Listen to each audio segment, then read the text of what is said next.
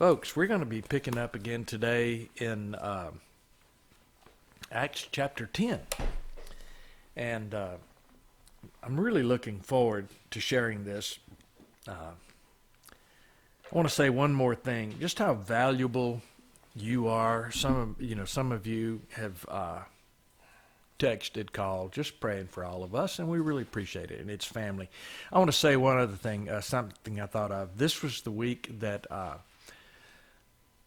our dear sister Mandy, who's on here, her son, Dusty, who I knew from the time he was a boy. He was a year older than my son, I think. And anyway, Dusty was a newspaper guy and good guy, really good guy. And Dusty died a few years ago, and he had cancer. They discovered he had cancer, and I believe Dusty is rejoicing right now and overjoyed by what God is continually showing him. But lift up Mandy, our sister, to you. To the Lord, and she's going to be fine. But I just can't even fathom, don't want to know what it's like to bury a child. I don't want to know. So Mandy, I want you to know that we're thinking of you, and rejoice with Dusty. You know, I had the privilege of knowing Dusty not only as a young boy, but we did several things together through the newspaper, and he was always very, he wrote the article. You know what I'm talking about, Robinson? He's the one that wrote the article about y'all. He took pictures and did an article years before Robinson and Gosia and the family moved here. So Dusty, he did that, and when I had Ron Block and Sierra Hull and Mark Fain come down and we did this big music thing, Mark and these guys are really quite famous. They're some of the greatest musicians in the world, and they're really strong Christians. And so we drew a crowd with them, had people come from 5 states, and people would call me and say, "Is it true? Are they really going to be in Ocilla, Georgia?" I said, "It's true." And they couldn't believe it. And in fact, we had more people from out of state than we did from Ocilla, which is crazy. People sometimes, they just don't even know what they've got. But anyway, and Dusty, he wrote multiple articles about it, and a lot of coverage in the newspaper and pictures. And his sister, also, Dusty wasn't able to go to the concert, so his sister came and she wrote a big article about it, and it was really great. So I've always had a soft spot in my heart for Dusty Vassy, and anyway, just a great young man who's with the Lord now. And today is 9/11. My wife just reminded me of that. I knew that. And in 2001, I remember exactly where I was, and you probably do too. I remember I was going to be teaching that day at the high school, and I was getting a shower, and it said that a plane had flown into one of the towers. And my first thought, along with everyone else, well, that was tragic. It's probably an accident. Something happened. And then when I was at school, everybody was watching on TV. That was a day that not much got done at school. And the second plane flew in to the tower. And, of course, you remember that. And then all day we were watching it when the towers fell. And there was bravery, untold bravery that day. And, of course, flying into the Pentagon, and then the one flight that they stopped. People on the plane took over, and it cost them their lives. And the Bible says, greater love hath man, for that he laid down his life for another man, and there's no greater love than that. So we remember that today, the bravery of these dear folks, and for the folks whose lives will never be the same, the ones who've given up their loved ones, and firemen and police, and they're talking about defunding the police, and if this offends you, I don't care, okay? I do not care. If you want to drop me, fine, do it. But the police that gave their lives that day, and the firemen that gave their lives that day, and the volunteers that gave their lives that day, and well over 3,000 people died that day. And so anyway, we'll want to remember them. And I'm not talking about a Christian national thing. I'm just talking about something that should never happen any place, but it did. Okay. I want to start out by saying we're going to be in Acts chapter 10. I thought about reading all the verses and then coming back talking about it, but I think I'm going to read as we go for time. Acts 10, verse 17 down to probably 43. And we're going to go as quickly as we can. And I want to start out by saying you will never fully comprehend, excuse me, the total scope of God's grace to man. It's so big that we can never get our hands around it or our head around it or whatever. No matter how much you think you know about God and His grace, I want you to know this, it's bigger than that. And when you think you've gone as far as you can go understanding about this, know this, it's much bigger than that. The universe is bigger than we've ever known. In the latest telescope, I can't think of the name of it, it's about 1 million miles away, and it's taking pictures and sending them back to the earth. And we see the universe is so much larger than we ever thought. And it's continually expanding. In other words, no matter how big you think the universe is, it's bigger than that. And it's growing every day. No matter how big you think the grace of God is. By the way, God holds all things together. Everything is in Him. He's holding everything together. No matter how big you think the grace and the mercy of God is, it's bigger. And you can never fully grasp it on this side. And I don't think we're going to fully grasp it in eternity. I think we're going to need eternity to begin to understand what a great God we have who loves us. What a great God we have. Well, in Acts 10, it's a very important chapter in the Bible. Very important. And for many reasons. And it's telling the gospel of grace of Jesus and to Peter and then to Cornelius and to the people that were with Cornelius and the people that were with Peter and you and me. It's much bigger.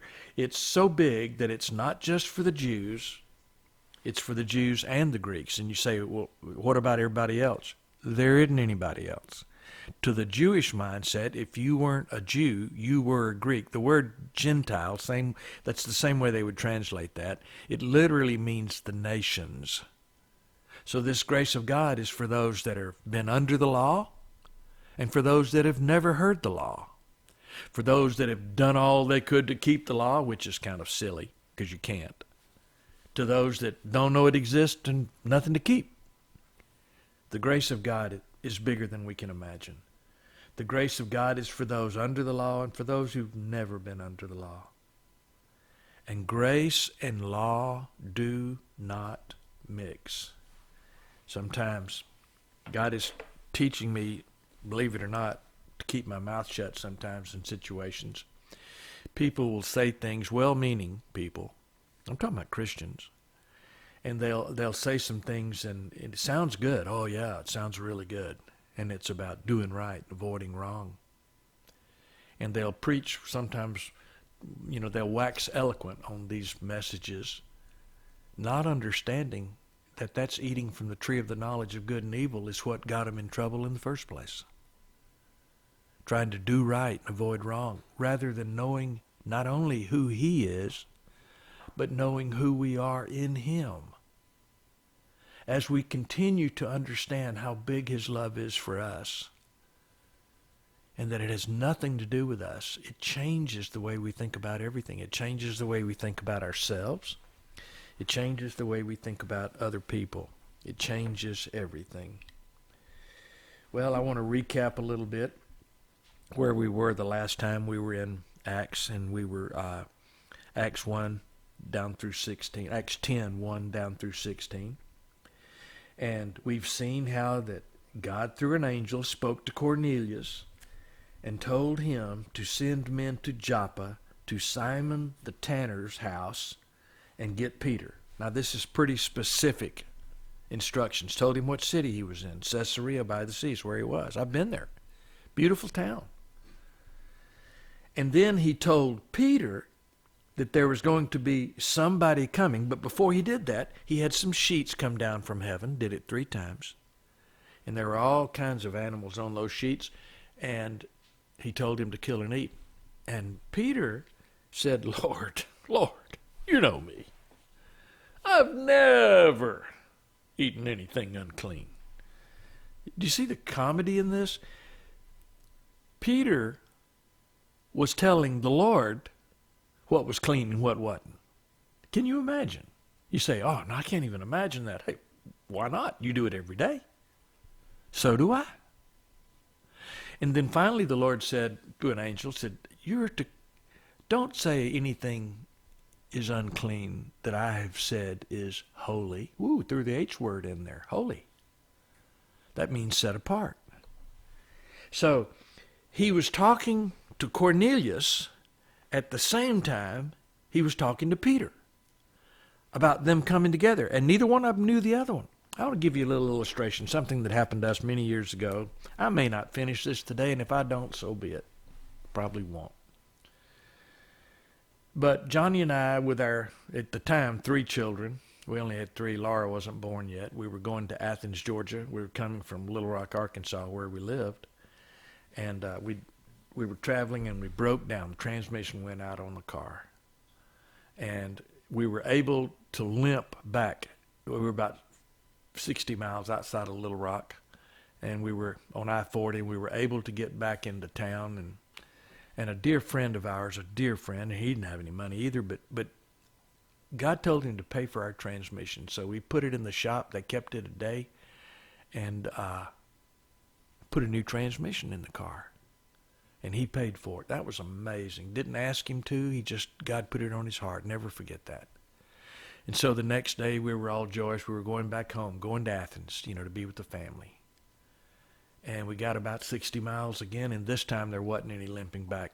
It started smoking, and that transmission was gone. We were able to get into the parking lot of a gas station in No Place, Arkansas. And believe me, there are a lot of no places in Arkansas. And it's not a bad thing. It's just we were out in the country. In the country. And it was so rural, they were shooting with a sawed-off shotgun. They were throwing cans up and shooting them in the parking lot. And I didn't have any problem with that. I thought it was kind of fun. But when you've got 3 little kids and they've had chicken pox, and they're in the car, and they weren't real thrilled about it. I couldn't even let them out of the car because they're shooting a sawed-off shotgun in the parking lot at the service station. So I'm sitting there, and this day, the first day I was really spiritual. I was handling it very well. This day, I wasn't spiritual at all. And about that time, a guy pulled in to the parking lot, and he had to get some gas. Well, he checked his gas and filled his engine up with oil. And he just had a new engine put in his truck. And he's filling it up with oil. And so I looked at him, he looked at me, both of us there. I said, "Isn't this something?" He said to me, I'll never forget it, "You're a preacher, aren't you?" I had on a T-shirt and short pants and tennis shoes. And I said, "How could you know that?" That's what I told him. And he said, "That's why I didn't say any cuss words." That was our conversation. I looked at him, and I didn't understand a lot of things then, but I still believed in the love of God. And I looked at him, and I said, "Do you want to get saved?" He said, "Yes, I do." He pulled his truck off. I said, "Pull your truck off over there." He did. Come to find out, his daughter had been talking to him. God was preparing him. He was preparing me. His truck broke down at the same place my car broke down at the right time. He prepared both of us. I got in the cab of his truck, led him to the Lord like I was talking to an 8-year-old. So simple. He went away rejoicing, and we had called a ride, a friend of ours, Joe Bodie, to come pick us up. And the wrecker, they had to call a wrecker, and the mechanics, the place that did it, they sent a wrecker, and then they stayed up all night repairing the car. They stayed up all night long, put that transmission in, and we had that transmission until we got rid of that car. Never had to put another one in it. And when the wrecker got there, and Joe Bodie got there, and the man trusted Christ, he got in his truck and drove away rejoicing. And I got in Joe Bodie's car with our 3 children and my wife, and the wrecker hooked up to the car, and we all left at the same time. I've never forgotten that. That is how God does stuff. And it wasn't because I was spiritual, because believe me, I was not speaking or wasn't speaking spiritual words and wasn't thinking spiritual thoughts, and neither was he. But the timing of God was perfect. Well, that's what happened here with Peter and Cornelius. Well, God told him to kill and eat, and he said, I've never eaten anything unclean. Well, Peter thought he knew better than God what was holy and what wasn't. Now, I want to share 4 little points before we look at the scriptures. God cleanses things and people that we might consider unholy. Think about that. God cleanses things and people that we might consider unholy. Now, we're going to see in this passage, who does God consider holy? Well, Peter said that God has shown him, we're going to see this later on, I'm going to give you a little hint. He said, I am to call no man unholy. That's what he said.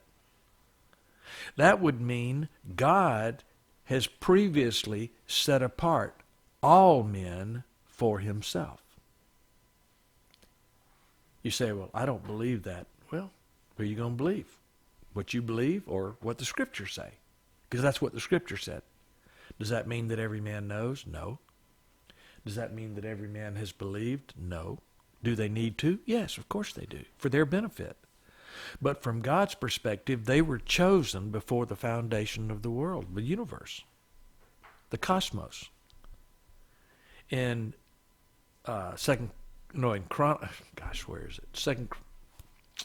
in Colossians, I'll get it right. My mind's not working. In Colossians, it says so. It says, he chose you in love, holy. That's how he chose you, holy. You say, that's not everybody. Yes, it is. He chose you holy, beloved. And I've told you this before. Maybe you haven't heard it, but I'm going to say it again. He chose you, set you apart in love so that you could be loved. That's why you were chosen. Not so you could do things for him, but so that you could be loved. Well, God declares things and people holy apart from any man's actions. That's the second point I want to make. God declares things and people holy apart from any man's actions. Not what you do for someone or not what that someone does for himself. God declares holiness when he chooses. When did he choose? Well, he said he chose you. At the choosing, when did he choose you? Before the foundation of the world. Paul said, I was holy, I was set apart from my mother's womb. In other words, when he showed up on this earth in the form of an unborn baby, he was already set apart from the very beginning. Gosh, I'm going to say it. That's why unborn babies matter. Now, you wear that however you want to. If you're offended by that, in my older age, I'm going to say this again. I really don't care. Unborn babies matter. They're already chosen by God. Now, you wear that however you will. I'm not trying to be ugly. I'm just saying it. God declares holy because he chooses to. It's all about him. So I'm just going to tell you, just like Peter, for me, this can be a very hard thing. Because I look at what people do and say and wicked things, and I think, oh man, not him. Not him. And yet, the problem is not what he does, although it's a bad thing. I'm not saying it's okay. I'm not even saying we don't deal with bad people. I'm not saying that. I'm not saying that. I'm not saying there's not a consequence. There is on this earth. But I'm telling you that God takes great pleasure in giving himself to people that don't deserve it. Well, in verse 17, I'll read it. The men from Cornelius arrive. Now, while Peter was greatly perplexed in his mind as to what the vision which he had seen might be, behold, the men who had been sent by Cornelius, having asked directions for Simon's house, appeared at the gate. I'm just going to read verse 18 too. And calling out, they were asking whether Simon, who was also called Peter, was staying there. And while Peter was reflecting on the vision, the Spirit said to him, Behold, three men are looking for you. In verse 20, big verse. But get up and go downstairs and accompany them without misgivings, for I have sent them myself. I've sent them. Okay. Peter's perplexed, didn't understand the vision. Boy, that would be me. Don't understand what God tells me sometimes. Don't understand it. I still don't completely understand God's holiness. It's just too big. He was wondering just what he had seen meant when the next step of his journey of understanding God's grace to man began. The next step. Men from Cornelius, they're at the house asking for Peter in 17 and 18. And in verse 19, the Spirit spoke to Peter and told him, men are looking for you. The Spirit is ultimately the one who reveals God's truth. The Spirit. He spoke to Peter. In verse 20, he said, go downstairs, accompany them without misgivings. I have sent them. Now this is big. Peter obeyed even though he did not understand. Today we think we need to wait till we understand everything before we obey, but that is not the case. That is not the case. The Spirit said exactly what to do. He said, go downstairs. That's pretty specific, isn't it? Go downstairs. You say, something as significant as just go downstairs? He told him exactly where to go. Where was that? With them. Where were they going? He didn't know. He just said, go with them. Didn't know exactly where. Now, these were probably Romans, because this centurion sent the people. And the Romans were a scary bunch. They ruled with an iron fist. They're the ones who crucified Jesus. They were not into this Christianity thing, this believing Jesus thing, this Christ-following thing. They weren't into that. So these probably Romans show up, and the Spirit says, go with them. And then he told him how he was to go without misgivings. That makes no sense. That makes no sense in the world, and yet that's what the Spirit told him to do. And then the Spirit shared with Peter exactly who was in control. The Spirit said, I sent them. I sent them. Well, God is still in control. Again, understanding usually follows obedience. Obedience comes before understanding. He would understand later. So will we. And all I can say to this is, boy, is this true today for me. Well, God is in control here. God is in control now. He is in the process of telling Peter who is holy, where to go, and what to do.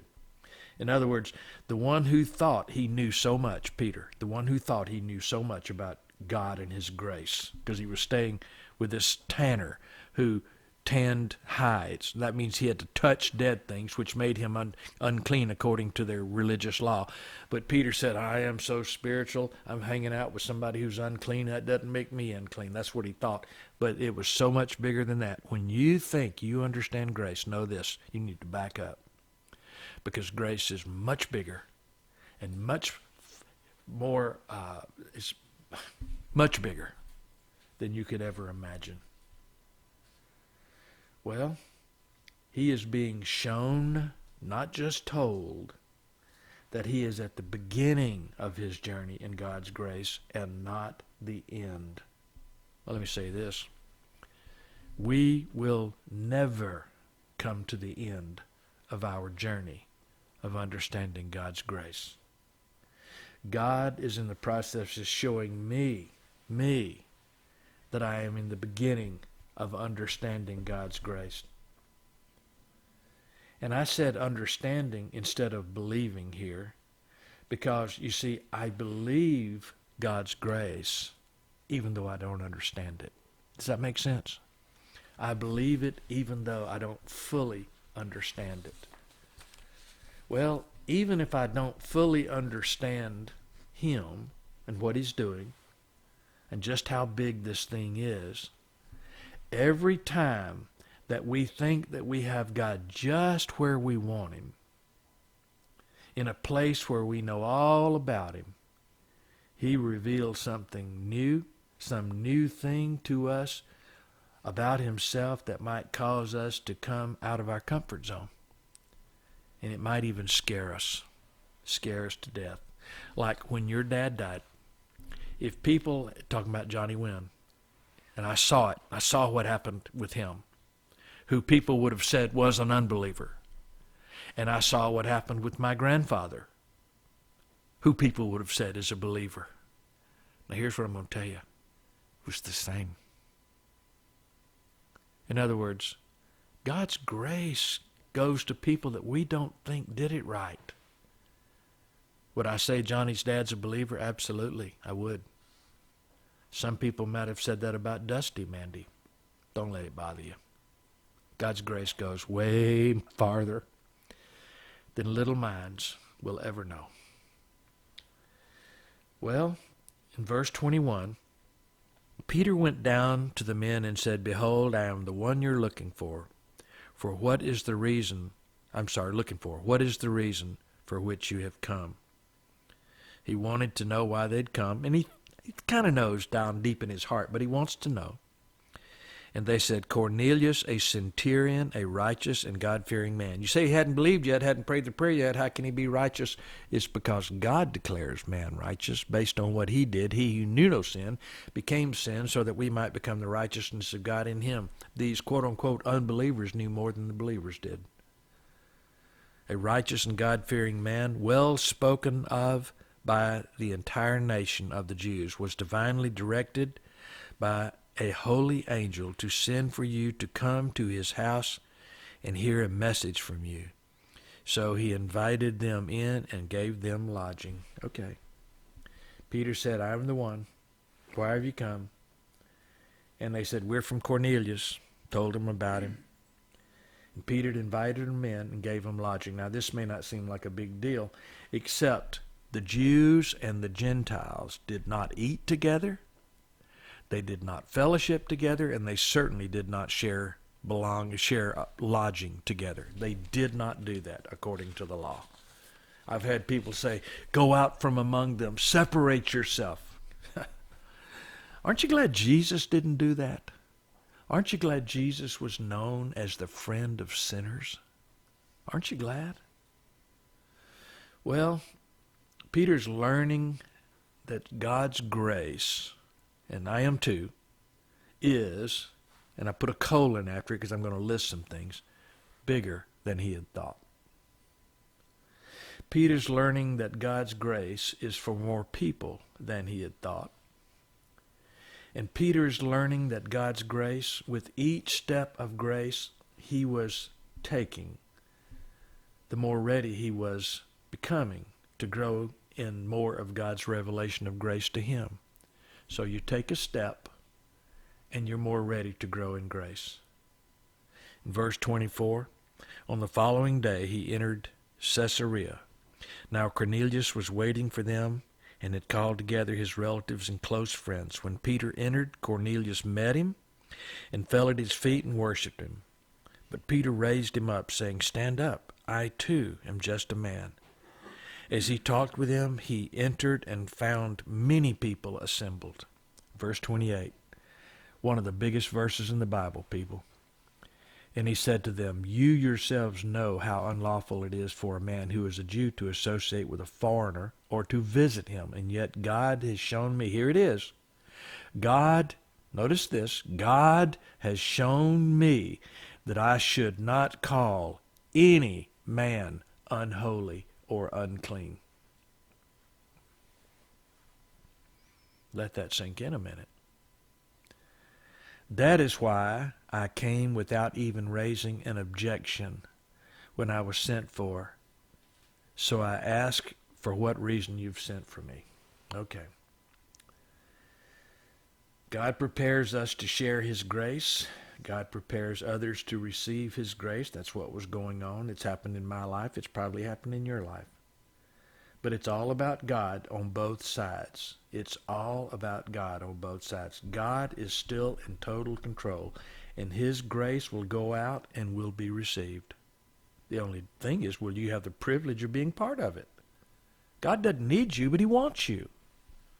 Do you know that you look like Jesus to people you come in contact with at the restaurant or the bank or the concert or the ball field or on the train? You look like Jesus to people. They don't understand, but you look like Jesus. Cornelius worshiped Peter. Peter said, "Get up, don't do that." Peter could have said, "I don't fully understand what's going on either." Boy, I can say that. And God is in the process of revealing himself and his grace to folks. And I don't believe we will ever fully comprehend God's grace, not on this side. It's too big. Peter went in and found many people assembled in verse 27. Many people. You know why? Because people are hungry for Jesus and they don't even realize it. They don't know what they need. They just know they need something. I'll say it a different way. They don't know what they need, but they know they need someone. Well, in verse 28, Peter made proclamation of a new revelation. New to him anyway. God has shown me that I should not call any man unholy or unclean. Like I say, one of the biggest verses in the Bible. That's a verse, Acts 10:28, that you probably need to meditate on. If some of you are watching this and this seems so totally foreign to you, notice this. I did not write this. I did not. I'm just telling you what it says. He told him it was unlawful for a Jew to associate with a man out from under the law. That means that man was unclean according to the law. And there's some of you that still believe that. It's wrong. He's saying here it's impossible to be clean and holy according to your own efforts. Can't do it. Under the law or apart from the law, there's no hope of ever being holy in your own efforts. But now God has shown him that no man is unclean or unholy according to what God has done. God's declaration makes it so. He spoke the universe into existence. Do I understand exactly how I did that? Of course not. And he spoke holiness into you, into people. And this is totally from God's perspective. I want to share this with you. Cornelius has not believed yet. He was headed that way. He was tracking that way because God was moving that way with him. He will soon. But Peter's saying to him right here, you're holy. Holy means to be set apart. Peter is seeing that God has set man apart for himself, and it happened at the cross. And Jesus said, Father, forgive them. Aorist tense, completed action. For they know not what they do. Passive voice. Somebody's causing it. Do it. I'm going to stop here because I would like to keep going, but just because of time, I'm going to stop. And we're going to see Cornelius' response to this. We see Peter's response. Cornelius, it's not about what I do. It's not about what you do. It's about what he's done. It's about what he's declared. He's not only telling Cornelius that he's holy. He's telling everybody there. And he's telling all of you. That's the first thing I ever told Robinson Sodick. How many years ago was that, Robinson? Was that 2010? 2010. He'd never heard that. He was a Christian. But he came out of a background where it was all about what you do. It's the same thing as here. I told him he was holy. Changed his life. Never looked back. I was talking to a dear friend this week. I won't say who, won't say where, because some of you know him. And we were talking about following Christ. He is a Christ follower. and he's a leader in the community, and everybody knows him and respects him. I knew his whole family. Most of his family's with the Lord now. But he told me he doesn't go to church anymore. You know what? That didn't offend me. That didn't bother me. What he was saying, I am not involved right now with organized religion. And basically, I don't plan on going back. And he wanted to watch last week's message that I did. And he couldn't wait to get it. I sent him the link to YouTube so he could watch it. And he was very excited about that. So I want to tell you this. Don't confuse. Listen to me now. Some of you, this is going to help. Do not confuse lack of religion with lack of desire to follow Christ. Okay? Now, I'm not saying everybody that doesn't go to church is a Christ follower. Oh, no. I'm not saying that at all. But I'm telling you, people that aren't religious are much more likely to hear this message of God's grace and his total acceptance of them based on his love for mankind. And they believe it, and they follow Christ. They believe him. So I have a thing. I want you just to believe it for yourself and follow him. I put a thing on my Facebook page, and it'll be just below this message. And I encourage you to watch it. Many years ago, 31 years ago, I was in Hungary, and then this before I came down here, before I took you to Hungary. And I was also in what is now the Czech Republic and what is Slovakia. But this day we were in Prague. And we'd just gotten there, and it was very hot in this room. It was cool outside, but it was very hot in this room. And there was this American guy, and I won't tell you who he was with because I don't want to embarrass anybody. And we just kind of showed up. And anyway, this guy was speaking, and I understood what he was saying in English, and it was being translated. And my thoughts were, boy, I hope this translator's helping him, because it was among the most boring things I'd ever heard. He was speaking on apologetics, and I'm not against apologetics. And he was giving all these classical things on Christianity, and I'm telling you, I'm sitting there, and I was bored to death. Finally, he finished, and I was so glad. That sounds terrible, doesn't it? And I looked around at this young man behind me. He was 19 years old. His name was Peter. So what's your name? He said, Peter. Spoke perfect English, probably better than we speak. And I said, I have a son named Peter. He said, yeah? Mm-hmm. And at that time, he was a young boy, 12 or 13. I think he was 13. And I looked at him, and I smiled, and I said, I love my son more than I love you. He looked at me, and he said, he thought about it. He said, well, that's right. You should. He said that. And then I said, you know, if it was up to me and either you or my son Peter had to die, I'd let you die. And he looked at me, and he thought about it a minute, and he said, you know, I would too. And then I said, but God's not like that. Aren't you glad God's not like that? You see, God chose that his son would die instead of you. And then I asked him, and it happened just as fast as I'm telling you. I said, would you like to know a God who loves you like that? You know what he said? He said, I would. And he believed Christ right there, right then. All of this took place in probably less than 2 minutes. That simple. And then I introduced him to the leaders, and there were Americans, and there were, Czechoslovakians also. It was an underground thing at the time because the Czechoslovakia just opened up. The only place that before I got to Pakistan, only place I'd ever been at that point where they held a machine gun on me while they were checking my papers. I mean, in Pakistan, they do that too. And I told them about it, and they were stunned.